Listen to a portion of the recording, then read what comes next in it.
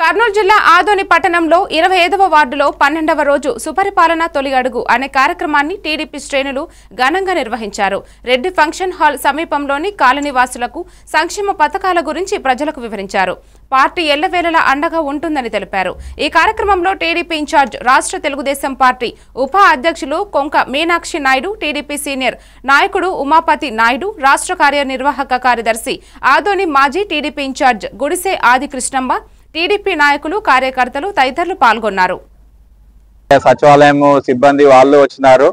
వాళ్ళు వచ్చి దాని ప్రకారము ఈ సాల్వ్ చేసేకి ఇది చేస్తున్నారు. తల్లికి వందనము, పెన్షన్లు వగేరా మిగతావన్నీ తెలుసుకొని లీడర్లు అందరూ తెలుసుకొని దానికి ఇది సానుకూలంగా స్పందించినారు ప్రజలు. ఈ అవకాశం ఇచ్చిన దీనికి ధన్యవాదాలు.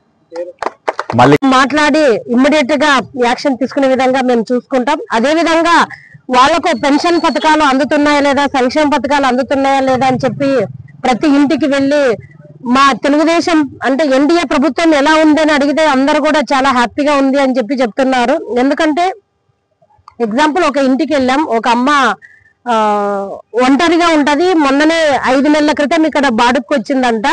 ఆమె చెప్తుంది, నాకు పెన్షన్ 4,000 తీసుకుంటున్నాను, బట్ ఆ 4,000తో 2,000 అద్దె కట్టి ఇంకో 2,000 నేను జీవన విధానం కొనసాగించే విధంగా ఉంటుంది. అంటే నిజంగా చంద్రబాబు నాయుడు గారికి మేమంతా ధన్యవాదాలు తెలియజేసుకుంటున్నాం. ఎందుకంటే ఒక కుటుంబాన్ని పెన్షన్ తో బతుకుతుంది అంటే ఆమెకు 4,000 ఇవ్వడం అనేది ఒకే ఒక సైన్ తోన చంద్రబాబు నాయుడు గారు 4,000 రూపాయలు అందివ్వడం జరిగింది. అంతకుముందు గవర్నమెంట్ లో మనం చూసాం, జగన్మోహన్ రెడ్డి గారి పరిపాలనలోన 1,000 రూపాయలు పెంచడానికి 5 సంవత్సరాల కాలం తీసుకుంటే, అంటే ప్రతి సంవత్సరం 250 పెంచుకుంటూ పోతే చంద్రబాబు నాయుడు గారు ఎన్డీఏ కూటమి ప్రభుత్వం 1,000 రూపాయలు పెంచడానికి కేవలం ఒక్క సైన్ తోనే ఆయన 1,000 రూపాయలు పెంచిన ఘనత మా ఎన్డీఏ కూటమిది అని చెప్పి మేము చాలా గర్వంగా తెలియతున్నాం.